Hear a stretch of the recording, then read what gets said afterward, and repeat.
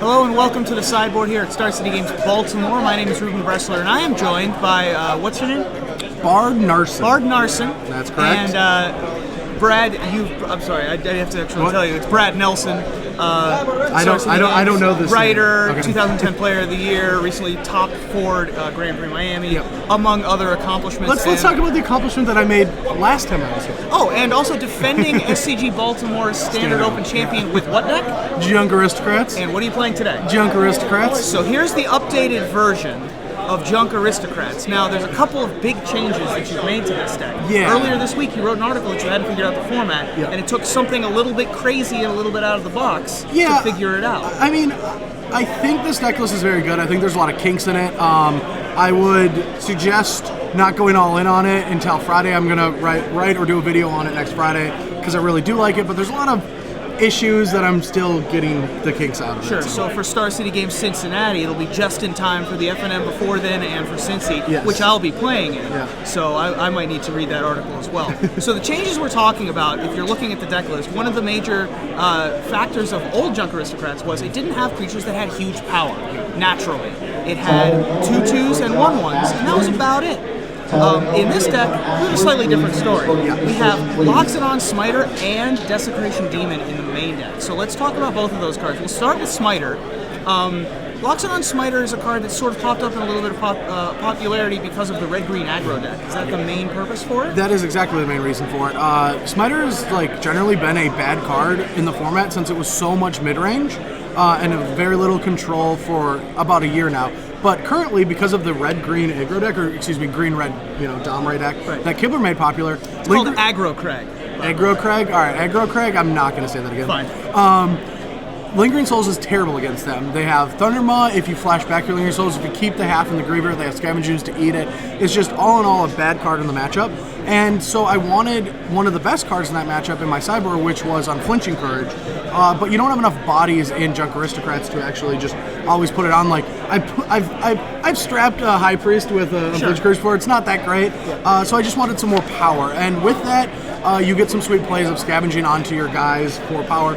And in the mid-range matchups, it's a board out. But because I thought that green-red was going to be so popular, I'm playing that guy. Demon was some sweet tech from the last Open that's very good against Jund and the mid-range decks, and black-green is one of your roughest matchups. So having this big, powerful creature that gets around Mutilate is really good for the deck. Yeah, and the other thing about Desecration Demon is that this is a deck that now can play a non-Aristocrats game. You can just play a mid-range game where you just play a voice on turn 2, then play big guys for a couple of turns and attack people. Yeah, one of the sweetest things about this deck that I've realized, recently, is that Skurzdag High Priest, along with Smiter, is a very bad combo. The deck now gets very schizophrenic draws, where I'll draw half the Aristocrat stuff and half the beatdown. Right. But because High Priest is such a issue, people there are just immediately afraid of it. They think I'm going to make a 5/5. Regardless of if I can or not, my opponent will take their turn killing it. So it allows me to play a 2-drop. They have to answer immediately, which there aren't really any out there that do that. With so many fewer Pillar of Flames in the format especially, it makes both Skurzdag High Priest and Voice of Resurgence and Doom Traveler, of course, much better because of the lack of pillars. So people are spending their turns using things like Mizium Mortars. Putrefy. Lots of big Domray, instead of going for a creature, they fight it, and then I play a Smiter, and they have a really tough time getting back on the board. Right. And so the whole equation I have for High Priest now is if I wanted to die, I play it on turn 2. If I wanted to live, I play it on turn 4 or 5. And this deck can do that because you have so many 2-drops. We have so much power that you can stabilize a lot easier without always constantly having to sacrifice resources, because that's what Junk Aristocrats used to do, is just constantly be sacrificing resources to deal with their opponent's stuff until you just had better stuff than they did. And you don't have to do that anymore because you're just going to play big guys. So you can just play a High Priest later in the game and it's still good, because if they don't deal with it, now it's going to be more easy to get active. Now, in order to make room for some of this new mid-range stuff, we had to make a few cuts. There are no more Young Wolves. We've also added Avacyn's Pilgrim to the main deck, just as additional mana sources, more bodies for Gavany Township and the like. But we had to make some cuts. Among them, Lingering Souls is... Some of them are in the main, but moved to the sideboard partially. And Garruk Relentless has moved to the sideboard. Why the move for Garruk Relentless out of the main deck into the sideboard? All right, so the other, the big move, the big change that I had to make to the deck, and it's very subtle, no fault to your own for not seeing it, but you Aristocrat fans of mine out there will see it. Wait, hold on.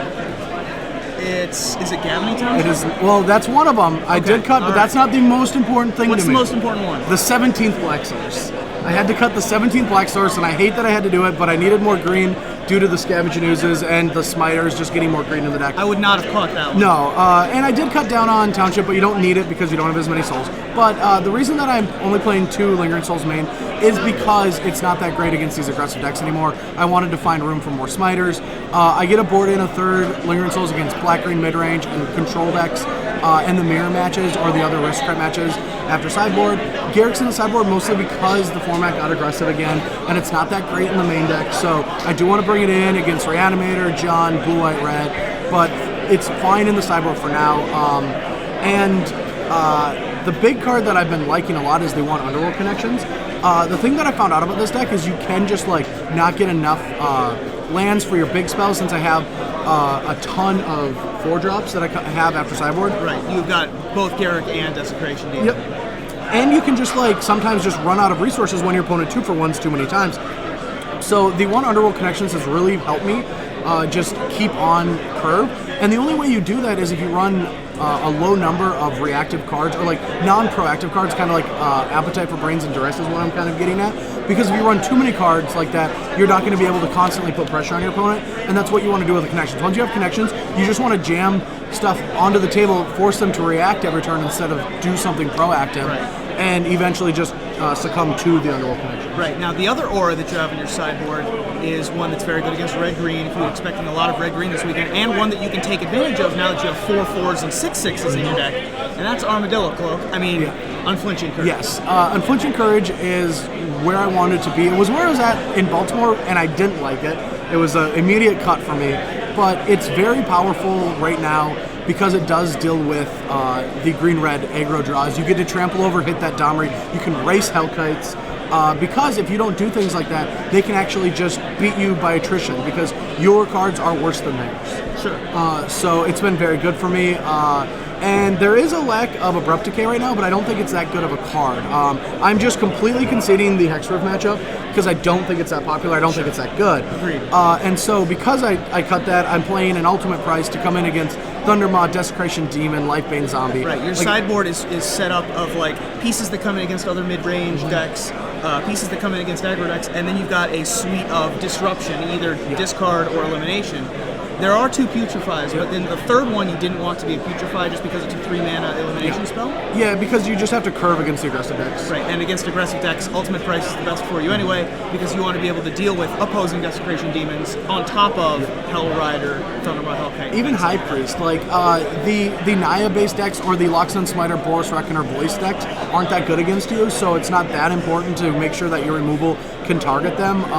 The only card that I think that I actually would want to kill out of an aggressive Naya deck is the Huntmasters, but the Huntmasters out of Jund aren't as big of a problem, and I also don't want to play that much removal against them. Sure. So you're doing pretty well in the tournament so far? I'm 2-1. I lost to Blue-White. I beat Blue-White. It's like one of my worst matchups, or one that I don't want to play, and I've played it twice now. Sure. I just want to play against some aggressive decks. Well, as the tournament goes forward, you've already played 3 matchups that you don't like to play, Blue-White, and The Rock. Yeah. So eventually, perhaps you'll play against Jund or something you're more favorite. I mean, that's how statistics work, right? I guess. I think it that's has how it to works. happen. You Yeah. can't possibly play anything else. Of course not. So as the format evolves, Doom Traveler's gotten better again. And also, Big Doom Traveler, aka Voice of Resurgence, it's a card people forgot about, much along the lines of Dre.